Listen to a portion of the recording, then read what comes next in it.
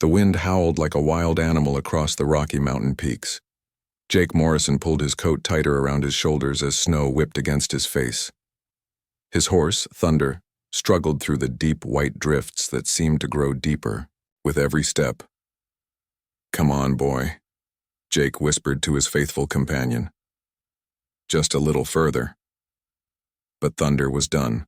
The brown stallion had carried Jake for 3 days straight through the worst blizzard Jake had ever seen. Now the horse's legs shook with exhaustion. With a soft whimper, Thunder collapsed into the snow. Jake jumped off just in time. He knelt beside his horse, running his hands along Thunder's neck. The animal was still breathing, but barely. Jake knew Thunder wouldn't make it much further in this storm. "You did good, old friend," Jake said softly. "Real good." Jake grabbed his rifle and what little food he had left from his saddlebags. He couldn't carry much in this weather. Every step through the snow took all his strength. The cold bit through his clothes like tiny knives. Jake had been tracking cattle rustlers for 2 weeks. His boss, old Pete, had lost 50 head of cattle, nearly everything he owned. If Jake could find those cattle and bring them back, Pete had promised him enough money to buy his own small ranch. It was Jake's only chance at having something of his own. But now, lost in this blizzard, Jake wondered if he'd ever see Pete or those cattle again. The snow fell so thick, Jake could barely see 10 feet ahead. His boots sank deep with every step. Soon his toes went numb inside his boots. Then his fingers. The cold was winning. Just when Jake thought he might freeze to death on this lonely mountain, he saw something that made his heart jump. Smoke. A thin line of gray smoke rising up through the falling snow. "Thank God," Jake whispered. He pushed forward through the drifts following that blessed smoke. After what felt like hours, a small log cabin appeared through the white curtain of snow. It looked sturdy and warm. Light glowed in the windows. Jake stumbled to the door and knocked with his frozen fist. "Hello in there," he called out. "Please, I need help." No answer came. Jake knocked again, harder this time. "My horse is down. I'm freezing out here." The door opened just a crack. Jake saw the barrel of a rifle pointing at his chest. Behind the gun, he could make out a pair of sharp green eyes. "Who are you?" a woman's voice demanded. It was strong and clear with no fear in it. "Name's Jake Morrison, ma'am. I'm just a cowboy trying to get out of this storm. I mean no harm." "What are you doing up here?" "Tracking stolen cattle. My horse gave out about a mile back. Please, ma'am, I'm about frozen solid." The green eyes studied him for a long moment. Jake shivered as snow piled up on his hat and shoulders. "You armed?" the woman asked. "Yes, ma'am. Got a rifle and a 6-shooter, but I'm not looking for trouble." "Drop your weapons on the porch." Jake set down his rifle and pulled out his pistol, laying it beside the rifle. The cold metal burned his bare hands. The door opened wider. The woman, who stepped back, was not what Jake expected. She was tall and lean, with red hair tied back in a simple knot. She wore men's clothes, thick pants, boots, and a heavy wool shirt. But there was no mistaking she was all woman. "You can come in," she said. "But try anything stupid and I'll put a bullet in you faster than you can blink." Jake nodded and stumbled inside. The warmth hit him like a wall. He'd never felt anything so wonderful in his life. The cabin was small but well built. A fire crackled in a stone fireplace. Simple wooden furniture filled the room. A table, 2 chairs, and a bed in the corner.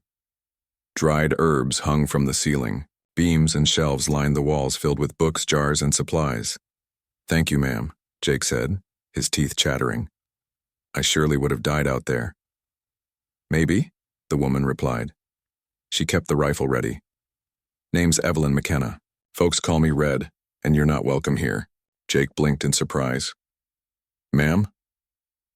"I said you're not welcome. Soon as this storm passes, you're leaving." Red moved to the window and peered out through the glass. "Might be a while, though. This is shaping up to be a 3-day blow." 3 days? Jake looked outside. The snow was coming down even harder now. Maybe more. Sometimes these mountain storms last a week. Jake felt his heart sink. He couldn't afford to lose that much time. The rustlers were getting further away every day. Ma'am, I appreciate your help, but I need to get moving soon as possible. I'm chasing some very bad men. Red turned back to him. Her green eyes were as cold as the storm outside. Not my problem, Cowboy. I didn't ask you to come here. Jake studied her face. This woman had been hurt, he could tell. Hurt bad enough to live alone on this mountain, far from any town or neighbors. How long have you been up here by yourself? He asked gently. That's none of your business. Just making conversation, ma'am. Well, don't. Red moved to the fireplace and added another log. The flames danced higher, throwing warm light around the cabin. Jake's fingers were starting to feel normal again, but his feet still burned with cold. He looked down and saw his boots were soaked through. Ma'am, might I sit by your fire? My feet are pretty near froze. Red glanced at him, then nodded toward a chair. Sit. Take off those wet boots before you catch your death. Jake pulled off his boots and socks. His toes were white as snow and hurt something fierce. Red saw them and shook her head. You got frostbite starting. Lucky you found this place when you did. She disappeared into what looked like a small back room and returned with a basin of water and some cloth strips. This is going to hurt, she warned. She was right. When Red dipped his feet in the warm water, Jake had to bite his lip to keep from crying out. It felt like his toes were on fire. Easy, Red said. Her voice was gentler now. Gotta warm them up slow or you'll lose some toes. Jake gritted his teeth and endured the pain. After a while, feeling started coming back to his feet. You know, something about medicine, he asked. My father was a doctor, taught me some things before he died. Sorry for your loss. Red didn't reply. She just kept working on his feet, rubbing them gently with the cloth. Outside, the wind howled louder. Snow piled up against the windows. Jake realized he truly was trapped here with this strange mountain woman. Why'd you come up here to live? Alone? He asked. Red's hand stopped moving. Her eyes flashed with anger. I told you that's none of your business. Sorry, ma'am. Just curious. Well, stop being curious. Red finished with his feet and stood up. You can sleep on the floor by the fire. I'll get you some blankets. She brought him thick woolen blankets and a small pillow. It wasn't much, but after nearly freezing to death, it looked like heaven to Jake. Thank you, ma'am. You saved my life. Tonight. Red was already moving toward her bed in the corner. Don't read anything into it, Cowboy. I'd do the same for any fool caught in a storm. But Jake noticed she set his guns within easy reach. That showed trust, even if she wouldn't admit it. As Red settled into her bed, Jake lay down by the fire. The flames warmed his back while the blankets kept the rest of him comfortable. For the first time in days, he felt safe. But sleep wouldn't come. Jake's mind raced with questions about this mysterious woman. Why was she living alone up here? What was she running from? And why did she seem so afraid of letting anyone get close? Outside, the storm raged on. Jake listened to the wind and wondered what tomorrow would bring. One thing was certain. He and Red McKenna were stuck together until this blizzard passed, and something told him that by the time it was over, both their lives would be changed forever. Jake woke up shivering. The fire had died down to just glowing coals and his whole body ached with cold. But something was wrong. His head felt fuzzy, and when he tried to sit up, the room spun around him. Easy there, Cowboy. Red's voice came, from nearby. Jake blinked and saw her kneeling beside him. Her hand felt cool against his burning forehead. You're burning up with fever, she said. Been fighting it all night. Jake tried to speak, but his throat felt like sandpaper. Red helped him drink some water from a tin cup. What's wrong with me? He managed to croak. Exposure. Your body took a beating in that storm. Sometimes fever comes after. Red stood up and moved to her shelves. I've got some medicine that might help. Jake watched her mix something in a small bowl. Her movements were quick and sure, like someone who'd done this many times before. Your father really was a doctor? He asked. Best. One in Colorado Territory before he died. Red brought the bowl back to him. Drink this, it tastes awful, but it'll help break the fever. Jake drank the bitter mixture and nearly gagged. What's in that? Willow bark, ginger root, and a few other things. My father's recipe. Red built, up the fire again, then sat in her chair nearby. Jake noticed she kept her rifle close even though he could barely lift his head. How long have I been sick? This is the second day. Storm still going strong outside? Jake felt panic rise in his chest. I can't stay here, I have to find those cattle. You're not going anywhere for a while. Try to stand up and you'll fall flat on your face. Jake hated being helpless. All his life, he'd taken care of himself. Now he was stuck depending on a woman who clearly wanted nothing to do with him. Tell me about these cattle rustlers, Red said suddenly. Jake looked at her in surprise. Thought you didn't want to hear my business. I don't, but I'm bored and you're not going anywhere. Jake settled back against his blankets. My boss, old Pete, had his herd stolen 2 weeks ago. 50 head of prime beef cattle. That herd was his whole life savings. And you're tracking them alone? Pete. Couldn't afford to hire anyone else. I told him I'd find them or die trying. Red snorted. Might still die, way you're going about it. I'm tougher than I look. Sure you are.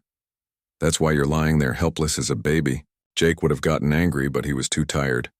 The medicine Red gave him was making him drowsy. Pete promised me half the money from selling those cattle if I bring them back, he said. Enough to buy my own place. Small spread. Nothing fancy. Just enough to call my own. Why's that so important to you? Jake stared at the ceiling beams. Never had anything that was really mine.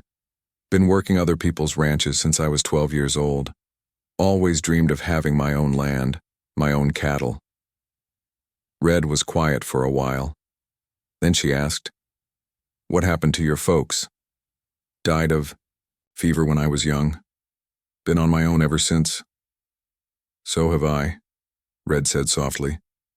Jake looked at her. Your father? Gambling debts. He was a good doctor, but a terrible card player. Red's voice turned hard. When he died, some men came to collect what he owed. What kind of men? Red stood up abruptly. You need more rest, stop talking. But Jake could see the pain in her eyes. Whatever had happened to her, it was bad.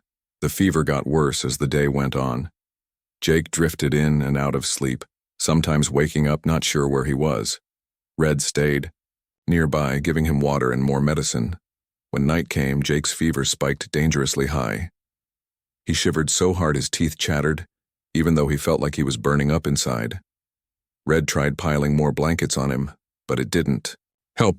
She paced around the cabin, clearly worried. This isn't working, she muttered. Your body temperature is too high. Jake could barely think straight. Everything hurt, and he felt like he was drowning in heat. Red came back to him, her face set, with determination. Jake, listen to me. Your fever is dangerous. I need to cool you down fast, or you could die.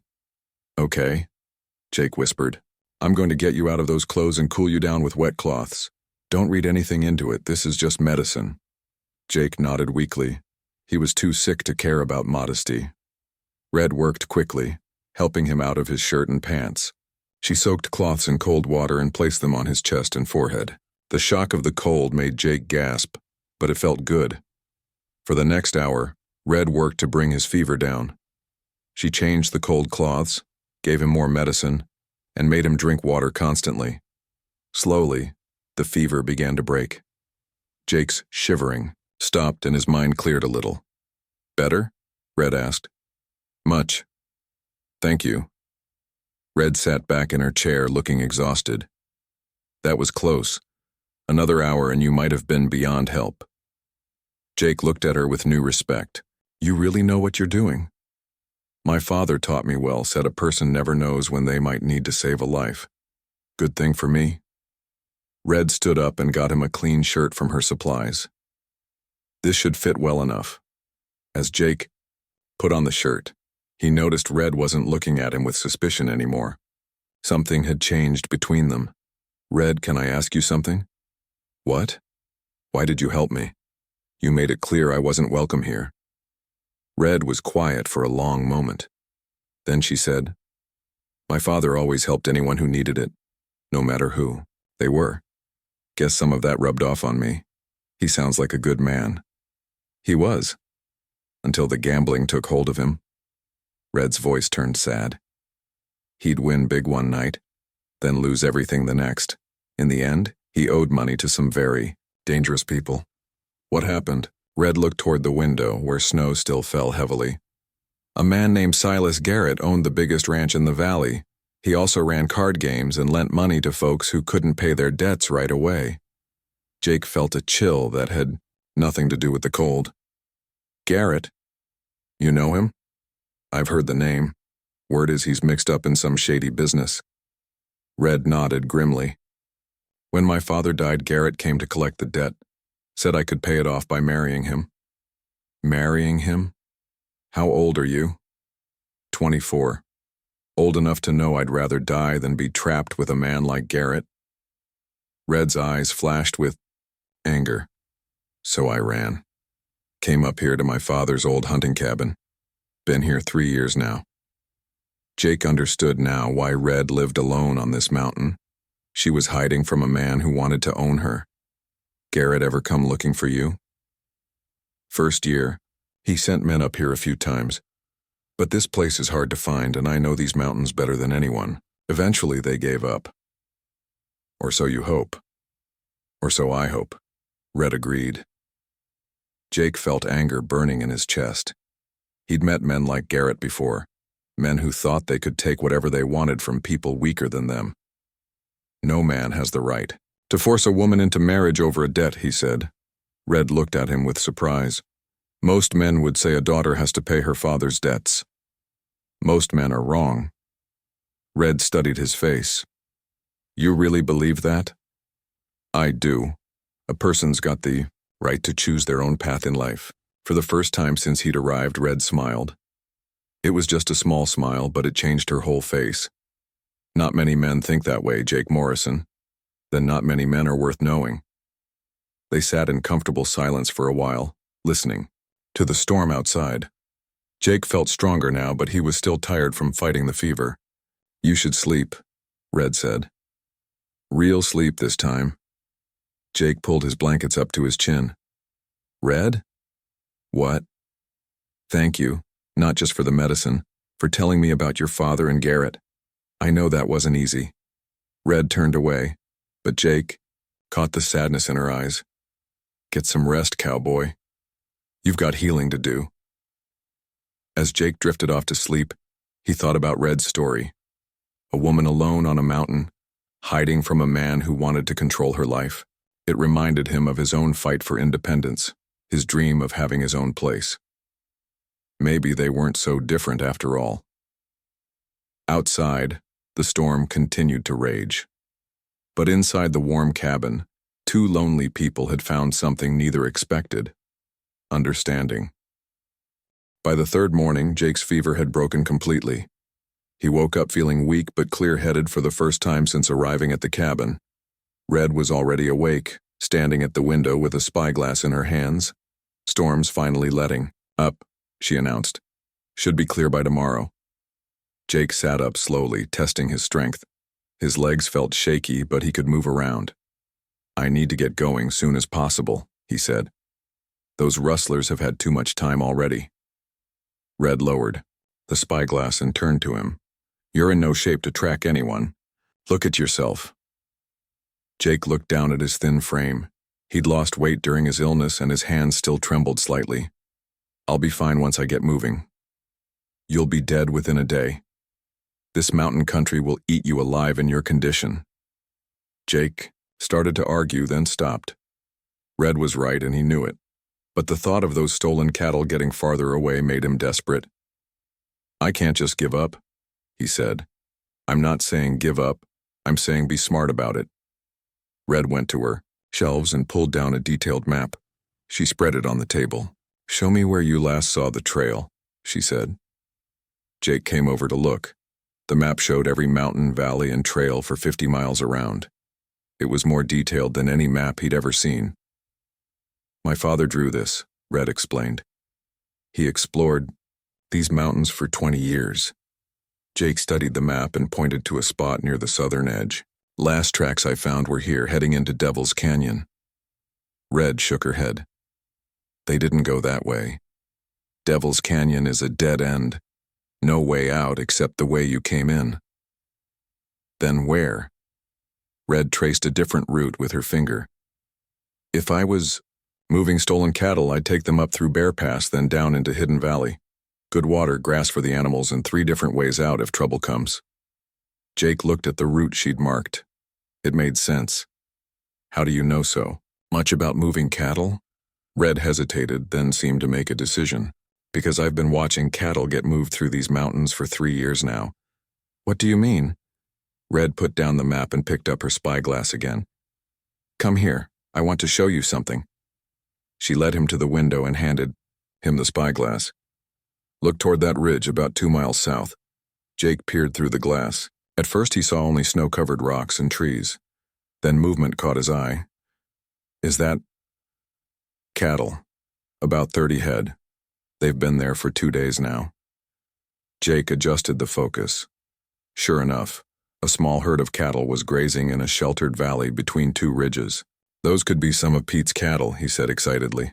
Could be, or they could belong to someone else entirely. Jake lowered the spyglass. You've been watching cattle move through here for 3 years? Red nodded. This cabin sits in the perfect spot. You can see for miles in every direction. I've watched herds come and go, always at night, always taking the hidden trails. Why didn't you report it to the law? Red laughed, but there was no humor in it. What law? Nearest sheriff is 3 days' ride from here, and he's in Silas Garrett's pocket anyway. Jake felt pieces of a puzzle clicking together in his mind. You think Garrett is behind the cattle rustling? I don't think it, Cowboy. I know it. Red went back to the table and pulled out a thick leather journal.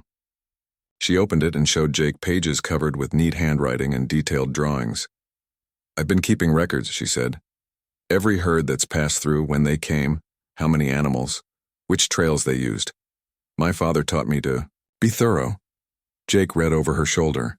The entries went back 3 years, documenting dozens of cattle movements through the mountains. This is incredible, he said. You've been tracking a whole rustling operation. Wasn't much else to do up here, and I wanted to know what kind of business was happening in my backyard. Jake flipped through the pages. Red had drawn detailed maps showing cattle routes, noted patterns in timing, even sketched the faces of some of the rustlers she'd seen through her spyglass. Red, this is evidence. Real evidence that could put these men away for years. Evidence nobody would believe coming from a woman hiding on a mountain. Jake looked at her. I'd believe it. Their eyes met, and something passed between them. Trust? Maybe. Or understanding. There's more, Red said quietly. About 2 weeks ago, I saw the biggest herd yet come through. At least 50 head. They spent the night in Hidden Valley, then split up the next morning. Some went north, some went east. That could be Pete's herd. The timing fits what you told me about when they were stolen. Jake felt hope rising in his chest for the first time in days. Do you know where they took them? Red turned to a recent page in her journal. The northern group went toward Garrett's main ranch. But the eastern group, they went somewhere I've never seen cattle go before. She pointed to a spot on her father's map. There's an old mining camp up there. Been abandoned for years, or so everyone thought. You think they're using it as a hideout? I think Silas Garrett is smarter than people give him credit for. He's got the perfect setup. Steal cattle from ranches down in the valley. Bring them up here to hidden camps, then move them out slowly in small groups. By the time anyone notices they're missing, they're already sold and gone. Jake studied the map again. The mining camp was marked with a small X and the notation, Silver Creek Mine, abandoned 1867. How long would it take to get there? For a man in good health, about 6 hours of hard riding. For you? Red looked him up and down. You'd be lucky to make it at all. Jake felt frustration building inside him. He was so close to finding the stolen cattle, but his body wasn't ready for the challenge. I have to try, he said. Pete's counting on me. And he'll be counting on your dead body if you go up there unprepared. Red closed her journal and looked out the window again. The snow had stopped falling, and patches of blue sky showed through the clouds. Tell you what, she said. Give me 2 more days. Let me help. You get your strength back. I'll teach you the mountain trails, show you how to move without being seen. Then you'll have a real chance of getting those cattle back. Jake wanted to leave immediately, but he could see the wisdom in Red's words. She knew these mountains better than anyone, and she'd been watching the rustling operation for years. Why would you help me? He asked. Red was quiet for a long moment. Then she said, because I'm tired of hiding up here while bad men do whatever they want. Maybe it's time I did something about it. It could be dangerous. If Garrett finds out you've been watching him, he's going to find out eventually anyway. Men like Garrett don't like loose ends. Jake realized she was right. Red couldn't hide on this mountain forever. Sooner or later, Garrett would remember the debt her father owed and come looking for her again. All right, Jake said. 2 days, but then I'm going after those cattle with or without help. Red smiled. You'll have help. I'm coming with you. What? No, absolutely not. It's too dangerous. For you, maybe. But I know every trail, every hiding spot, every way in and out of that mining camp. You need me, Jake Morrison. Jake started to protest, but Red held up her hand. Besides, she said, I've got my own score to settle with Silas Garrett. 3 years of my life I've spent hiding from that man. Maybe it's time he knew what it felt like to be hunted. Jake looked at her determined face and realized there was no point in arguing. Red McKenna had made up her mind. Okay, he said. We do this together, but we do it smart. Agreed. Red went back to the window with her spyglass. After a moment, she stiffened. Jake, she said, her voice suddenly tense. Come here, now. Jake hurried to her side. Red handed him the spyglass and pointed toward the trail leading up to the cabin. Look there. About a mile down. Jake peered through the glass and felt his blood run cold. 6 men on horseback were making their way up the mountain trail. Even at this distance, he could see they were heavily armed. Friends of yours? Red asked grimly. Jake watched the riders for another moment, then lowered the spyglass. No, but I think I know who sent them. Red was already moving, gathering supplies and weapons with quick, efficient movements. Looks like our 2 days just got cut short, she said.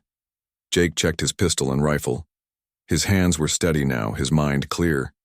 The fever might have weakened his body, but it hadn't touched his resolve. How long before they reach us? He asked. Red glanced out the window again. 20 minutes, maybe less. Jake looked around the cozy cabin that had been his sanctuary for the past 3 days. Soon it might become their battleground. Any other way out of here? Red smiled grimly. Cowboy, you're about to learn why I chose this place to hide. This old cabin has more secrets than you know. She moved to what looked like a solid wall at the back of the cabin and pressed on a particular log. To Jake's amazement, a section of the wall swung inward, revealing a hidden passage. My father was a careful man, Red said. He built this place with escape routes. Jake stared at the secret door. Where does it lead?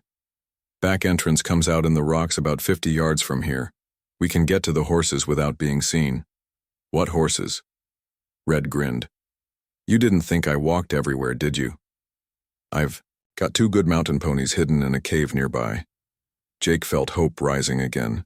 Maybe they had a chance after all. What's the plan? He asked. Red shouldered her rifle and picked up a pack of supplies. Simple. We get out of here before they arrive, circle around behind them, and follow. Red's mountain ponies were sure-footed and quiet, perfect for moving through the rocky terrain without being heard. Jake followed her lead as they circled around behind the cabin, using the trees and boulders for cover. They reached a high ridge, just as the 6 riders arrived at the cabin below. Jake and Red lay flat on their bellies behind some rocks, watching through Red's spyglass. The man leading the group was tall and broad-shouldered, with silver hair and cold blue eyes. He wore expensive clothes and carried himself like someone used to being obeyed. That's Silas Garrett, Red whispered, her voice filled with hatred. Jake studied the man through the spyglass. Even from this distance, Garrett looked dangerous.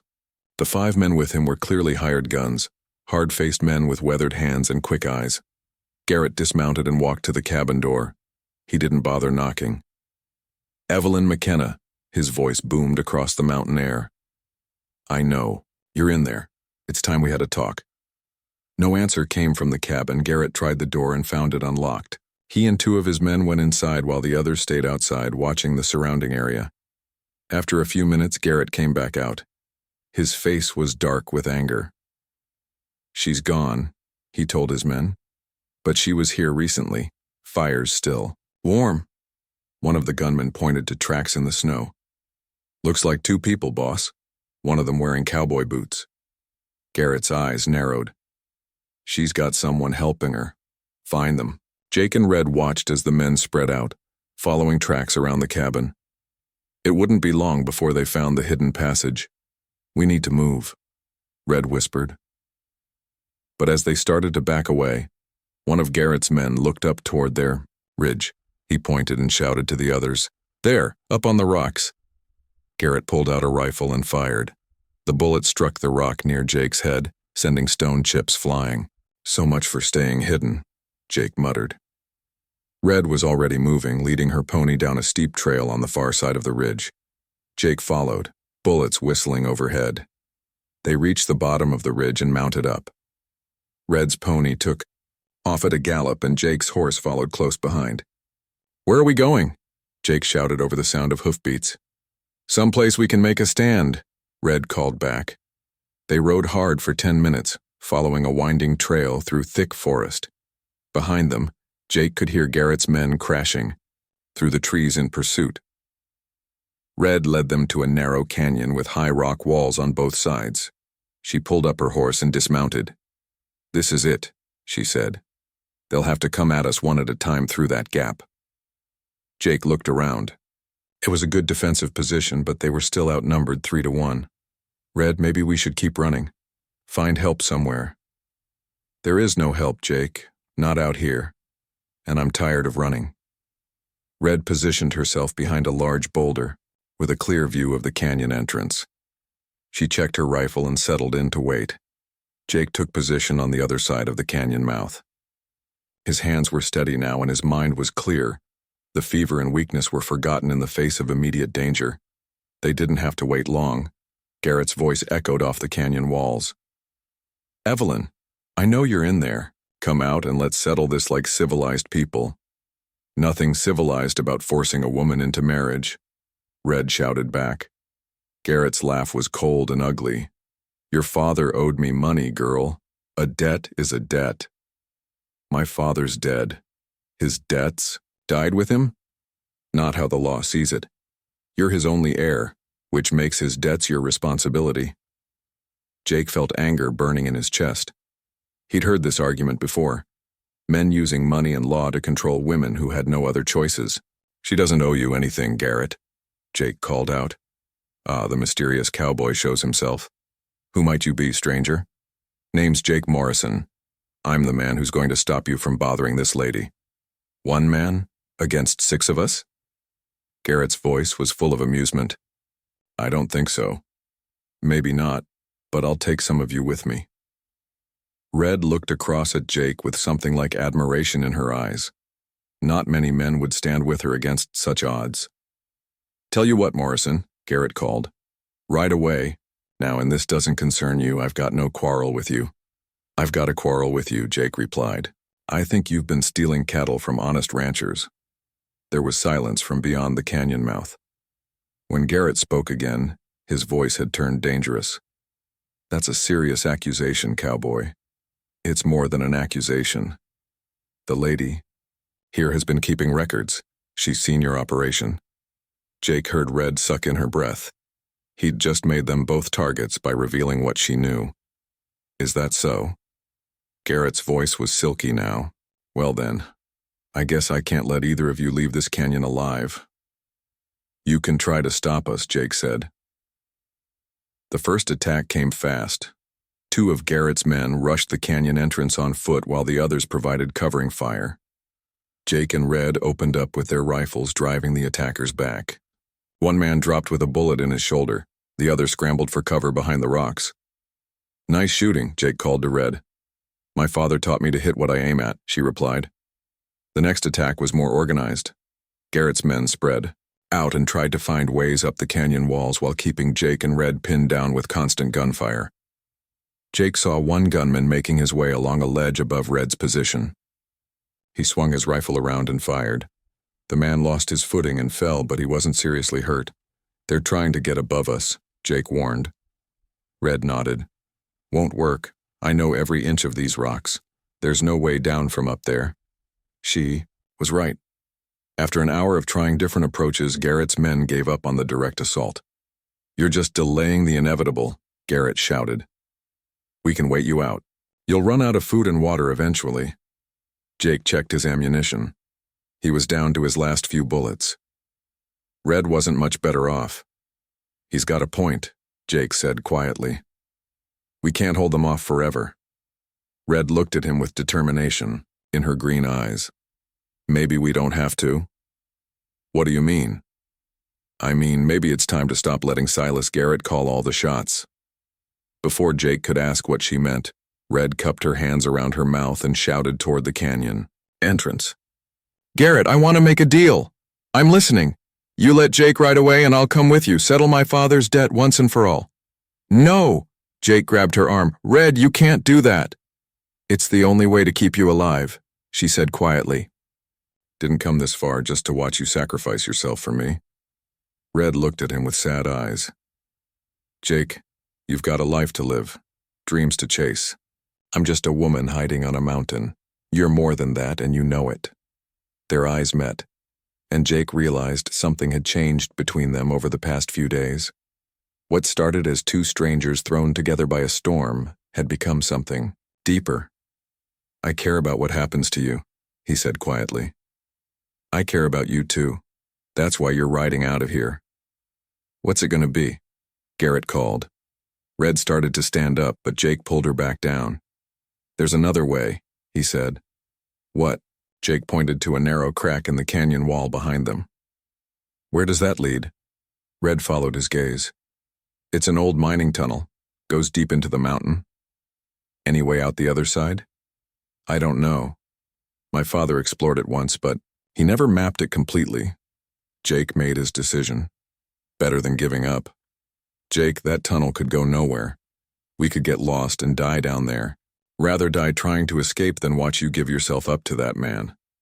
Red stared at him for a long moment. Then she smiled. You really are different from other men, Jake Morrison. Is that good or bad? Good. Very good. Red gathered up her rifle and pack. All right, Cowboy. Let's see where that tunnel takes us. They backed toward the crack in the canyon wall, keeping their rifles trained on the canyon mouth.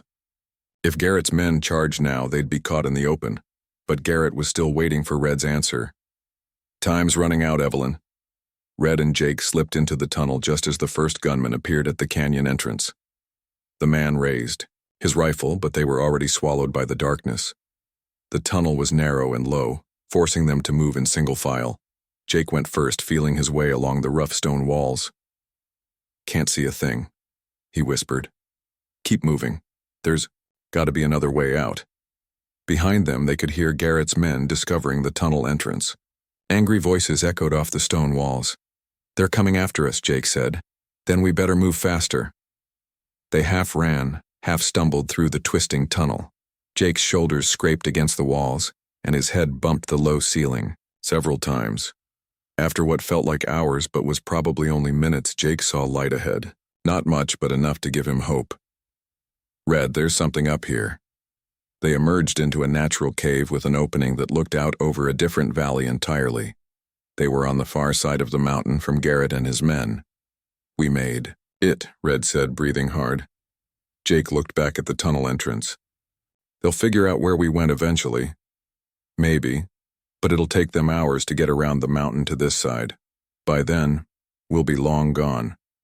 Jake studied the valley below. Where are we? Red consulted her mental map of the mountains. About 5 miles from the old Silver Creek mine, the one I told you about where they might be holding the cattle. Jake felt excitement building despite their desperate situation. We're closer than we were before, Red's supply cache was hidden in a cave behind a waterfall, completely invisible unless you knew exactly where to look. She'd stocked it with ammunition, dried food, medical supplies, and even some extra weapons. Your father really was prepared, for anything, Jake said, loading fresh bullets into his rifle. He said the mountains were beautiful but unforgiving.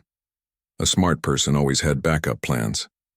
They ate a quick meal of jerky and hardtack, then Red pulled out a detailed map of the Silver Creek mining area. The mine entrance is here, she pointed, to a spot marked with an X. But there are at least 3 other ways into the valley. If they're keeping cattle there, they'll have guards posted. Jake studied the map. What about this trail here? Looks like it comes down from above. That's a deer trail. Very narrow and dangerous, especially in snow. But it would put us right above the mine entrance. Sometimes the dangerous way is the safest way. Red nodded. My father used to say that, too. They left their horses in the cave and climbed toward the deer trail on foot. The path was barely wide enough for one person, and the drop-off on one side was deadly, but it was the last route anyone would expect attackers to use. After 2 hours of careful climbing, they reached a ridge that overlooked the Silver Creek Valley. What they saw there made Jake's heart pound with excitement. Down in the valley, nearly 50 head of cattle grazed in a fenced area near the old mine buildings. Even from this distance, Jake could see Pete's brand on several of the animals. That's them, he whispered. That's Pete's herd. But the cattle weren't the only thing in the valley. At least 8 men moved around the camp, all of them armed. Some were tending the cattle, others were posted as guards around the perimeter. How do we get past all those men? Jake asked. Red was studying the scene through her spyglass. We don't try to fight them all. We get clever. What do you mean? See, that corral where they're keeping the cattle? It's built right up against the old mine shaft. If we could get in there and spook the herd, Jake caught on immediately. Stampede them right into the camp. Create confusion while we grab what we can. Exactly, but timing will be everything. They watched the camp for another hour, learning the guards' patterns. Jake noticed that every 2 hours the guards changed positions, leaving brief gaps in their coverage. There, Red pointed. In about 10 minutes, the guard on the east side will move to check the cattle. That'll give us maybe 5 minutes to get down there unseen. Jake checked his weapons one final time. Once we start this, there's no going back. I stopped going back 3 years ago, remember? They made their way down the steep slope using rocks and scrub brush for cover. Jake's heart hammered in his chest, but his hands were steady. All those years working cattle were about to pay off. They reached the edge of the camp just as the guard rotation began. Red pointed toward the corral while Jake moved toward the main group of buildings. Red reached the cattle pen first. The animals were restless, probably sensing the tension in the air. She found the gate latch and prepared to open it. Jake crept closer to the largest building, where several rustlers were playing cards around a table. Through the window, he could see weapons stacked against the wall and what looked like account books on a nearby desk. Everything was going perfectly until one of the cattle in the pen let out a loud bellow. One of the card players looked up. What was that? Just the cattle, another man replied. They've been jumpy all day. But the first man stood up and walked toward the window. His eyes met Jake's through the glass. Intruders! The man shouted, reaching for his gun. Jake had no choice. He smashed through the window and tackled the man before he could draw his weapon. The other card players jumped up, scrambling for their rifles. Jake fought desperately with the first rustler while bullets flew around him. He managed to knock the man unconscious, then dove behind an overturned table for cover. Outside, he heard Red's voice shouting at the cattle, and moments later, the thundering sound of 50 head of beef cattle breaking loose. The stampeding herd crashed through the camp like a living avalanche. Men scattered in all directions, some diving into buildings, others climbing on roofs or scrambling up rock walls. Jake used the confusion to grab the account books from the desk.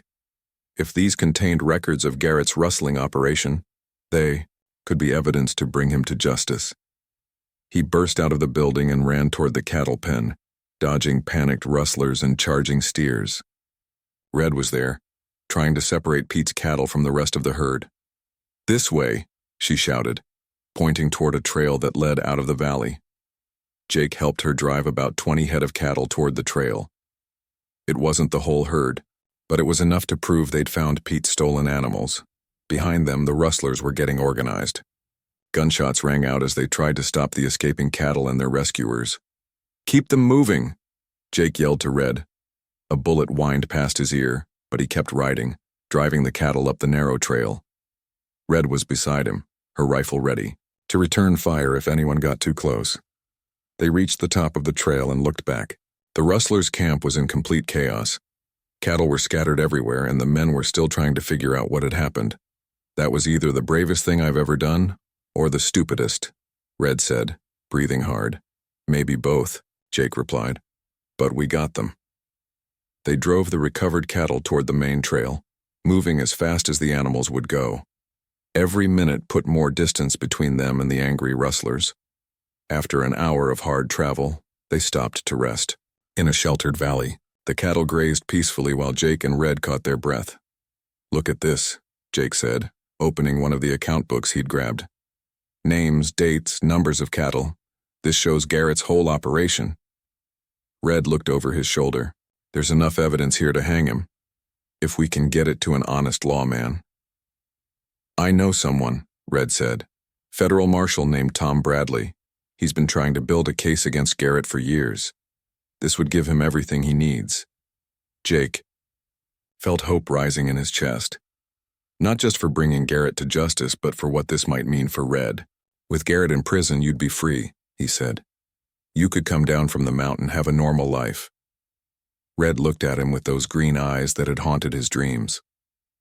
"What would I do with a normal life? I've been hiding for so long. I'm not sure I remember how to live around other people." "You could learn. We could learn together." Red's expression grew serious. "Jake, what are you saying?" Jake took a deep breath. This was harder than facing down a dozen rustlers. "I'm saying that somewhere between nearly freezing to death and stampeding those cattle, I fell in love with you, Evelyn McKenna." Red stared at him in surprise. "Jake, I know it's crazy. We've only known each other a few days, but I've never met anyone like you. You're brave, smart, independent. You saved my life, then stood with me against impossible odds." "I'm not easy to live with," Red warned. "I've been alone too long. I'm stubborn and suspicious, and I don't trust easily." "Neither do I. We're both damaged goods, Red. Maybe that's why we understand each other."